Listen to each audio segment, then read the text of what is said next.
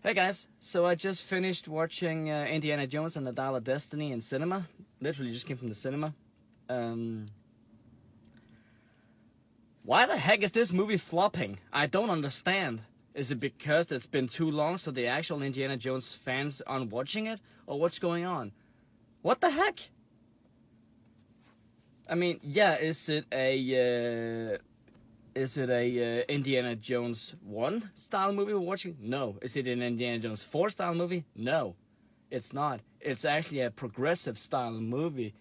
And I kind of like that. The way they've written him, with him being all broody and like, what do I have to live for anymore? Everything is shit.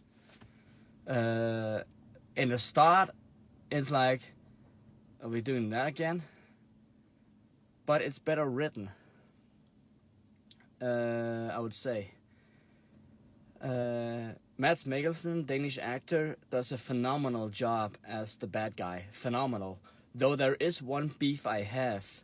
And I can mention this because it's not a major spoiler alert, because it happens very early in the movie. About 5 minutes in the movie, he fights with the bad guy. I believe they said it was in 1944, after they just raided a castle somewhere, going back to Berlin. And he ends up finding the bad guy on top of a train for the dial. And the way he loses the battle, or the fight, is by a water tower while the train is in full force, or full speed, smacking him straight in the face down to the forest. We never get an explanation on how he survives that. All we get is when we see him back again, and I believe the year is 1969. It could be 1970, I'm not too sure. The astronauts have come back from the 1969 mission. And I'm not sure when they came back. So 69, 70.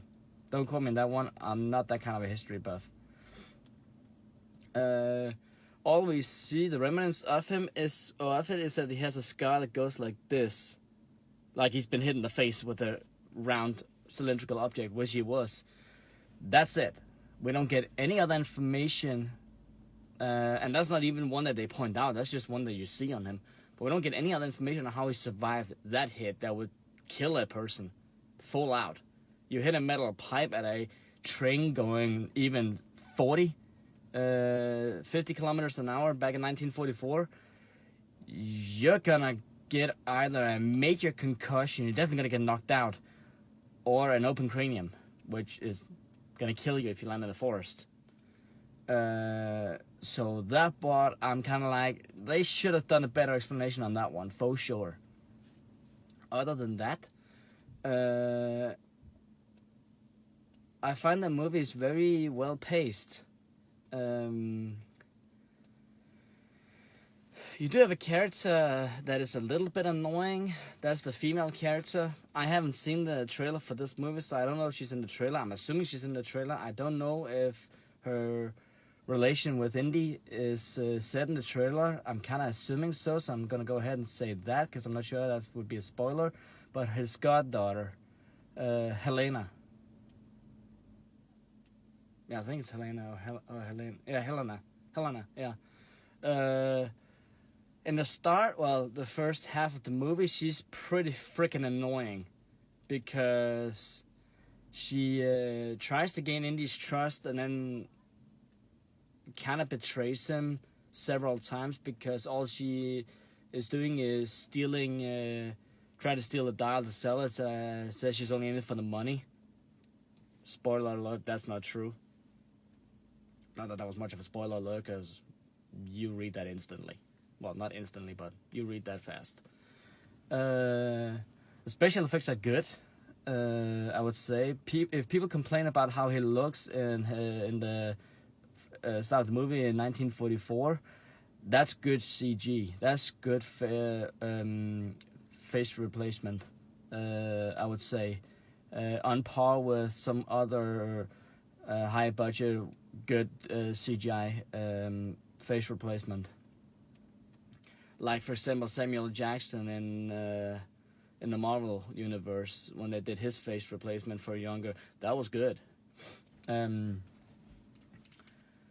I thought that with it being Dial of Destiny, and they said in the advertisement, the little that I saw, I tried to stay away from that they would actually turn back time for him so he'd be younger.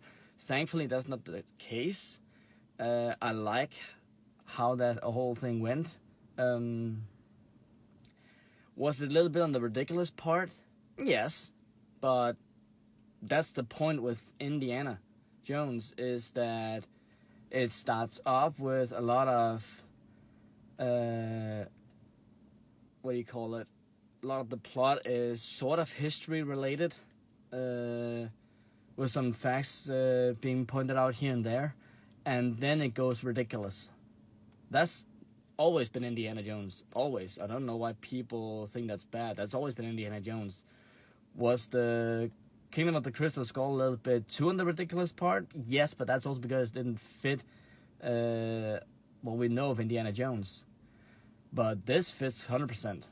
100%. Because Archimedes was a very important historical figure and a mathematician and the whole thing.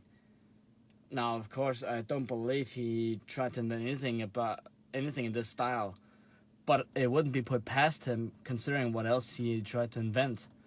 So that part kind of fits with it being far out. I would highly recommend people go watch it in the cinema, even with the strike going on. Since this is the final time we get to see Indiana Jones, and no, he's not going to get recast. It's not going to be anybody else than Harrison Ford playing Indy. And this is the very last time. It was a very good retirement movie for Indiana. Full out. And the pace it was written with him being all grumpy to start with is nicely set up. And then him finding himself. That's basically what the movie is about, him finding himself, finding out that he is, in fact, Indiana Jones still, even with all the shit that's happened to him since Kingdom of the Crystal Skull. And a lot of shit has happened to him. Bear in mind, that I'm not going to spoil, because that's a spoiler alert. But a lot of shit has happened to him. So it is a movie about him finding himself again, while also being a retirement movie for the character, and that they did very well. It was great seeing John Rhys-Davies back as Sallah. Very awesome. There is a character coming back at the end of the movie. I'm not going to spoil that. But it's a very... they do reference both first Indiana Jones and then Indiana Jones Temple of Doom. And the order it was in was a little bit but they were still very good references, for sure. I love the ending of the movie, what reference they chose there. I love that. That is going to take anybody back to the first Indiana Jones and just, yes, perfect. Anything else?